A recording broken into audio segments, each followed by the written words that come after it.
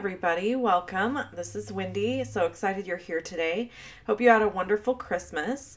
Today I'm going to be showing you this really simple gift card box. You could actually put anything in this, not just a gift card, but that's what I'm going to use it for.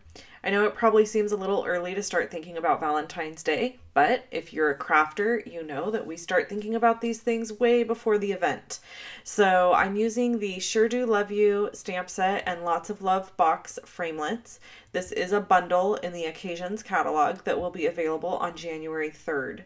The links to these products are in the description below the video, and they're also on my blog. So to create this box, you have to cut two of these out, and one end that has the little, I want to say scallop closure, but that's not right. The little oval closure goes at the bottom and one goes at the top. So you just basically flip them around. I wanted to decorate this box with the little leaf image from this stamp set. So I'm using Versamark ink, and I'm going to gold heat emboss, and I used my embossing buddy on there first.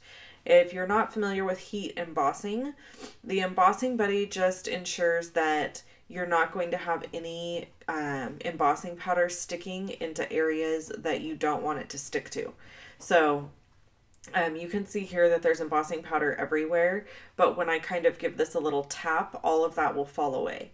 So sometimes if you don't do that prior to, if you don't use the embossing buddy prior to embossing, you'll get little pieces of embossing powder all over the place. So here are my finished pieces. I just cut out the part of the video that showed me heat setting them, because all you do is take a heat tool and hold it up to them and it melts the powder into place. And then I went ahead and folded on all the score lines on both boxes. Now on one box I folded on the score lines before I did the heat embossing, and then on this box I did it after.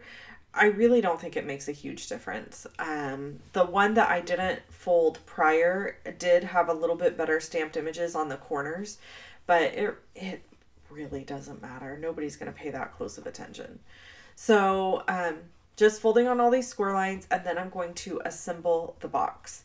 So this is probably the easiest box assembly of any die cut I've ever had from Stampin' Up. Literally, you just take these pieces and line them up end to end and put them together.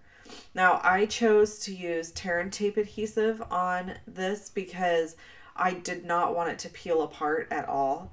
Fast fuse adhesive is pretty strong, but I find tear and tape is the best for boxes. So that's my preferred method of adhesive for any type of box. In fact, I made some pop-up Christmas cards, and the center pop-ups came out, and I did use just snail adhesive, which is our least strong adhesive. So I had to go back in and use tear and tape to make sure those pieces stayed in place. So there's a little tip for you in case you are wondering about the adhesives. So I only put it on one side. You don't need to put it on both sides of the box. And then I'm just going to line up end to end on the box piece here, and it just goes score line to score line. And then same on this side, end to end and score line to score line. So you just basically attaching these tabs together. And then the top and bottom fold in, and you're done. Now, if you want, I'm going to show you, there's a little framelit that you could use before you did all of this adhering that cuts a little notch out of the top of the box, so it kind of makes the box easier to open. I just forgot to do it, is really what it boils down to. It's not that big of a deal. You could notch it out or not. I thought about taking a little half circle punch out of it, but I just left it. It's not a big deal. This is going to my husband, and he's really not going to care. So here's the little die cut. I could have just put that there and run it through, and it would have cut a little notch out. The whole point of this box is to kind of look like in my opinion, to look like the conversation heart boxes, but it's just a great size. You could put some candies in there. Gift cards work great. You could I don't know. There's lots of little stuff I'm sure you could stick down in there that would be cute. Okay, so I'm using the new Stamparatus tool. So before anybody asks questions on this, this is not available yet. I was able to get this tool because I was part of the L2L team that helped with answering questions and surveys about it. So I was able to get it early. If you are interested in getting this tool, there is a reservation you can put in on it, and you can put that reservation in by December 30th, and I will link to that over on my blog and in the description below the video so that you can reserve yours if you'd like. You would have to let me know if you reserve it because Stampin' Up! Doesn't notify me, so you could just shoot me an email if you want, or not, it's fine. The reason I'm using this tool is because I wanted to create a really thick embossing image for this heart. So I embossed it, I stamped it and heat embossed it once with gold, and then I did it 2 more times. So it has 3 layers of gold embossing, and it just creates kind of a different look. It's puffier, and I don't know. I'm not even sure how to describe it to you, what it looks like, but it just creates a different look. Gives definitely more texture.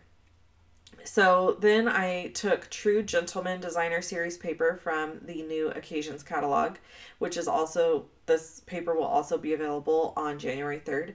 And I wrapped it around the box, and it's just cut at 1.5 inches. And then I didn't measure it. I just wrapped it and trimmed off the excess. So I don't know what the length was. You could trim it before or after. It doesn't really matter. So I'm adding dimensionals to the back of the heart, and I'm going to add the heart to the front of the box.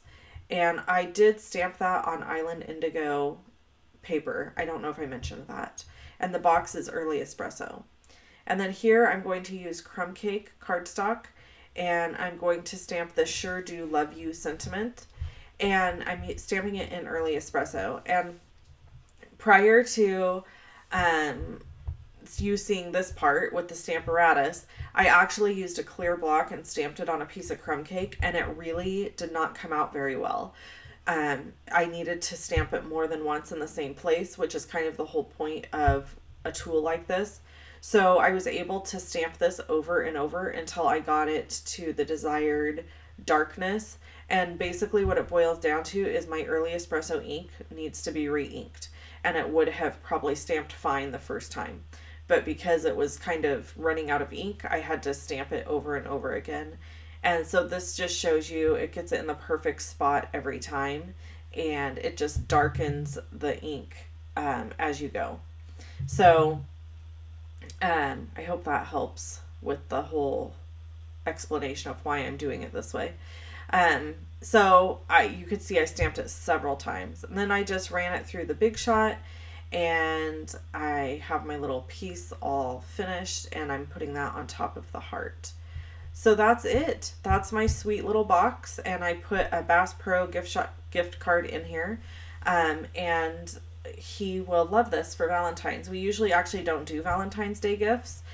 We've never really have, but last year he brought me a little rose for Valentine's and a card, and so I thought, well, this year I'll make him a little something. So here is 2 other videos if you want to see them from me. Remember, some of these products are going to be available January 3rd. Some of them are available now. You can check my blog. And I hope you had an amazing Christmas Eve and Christmas, and I'll see you again soon. Bye-bye.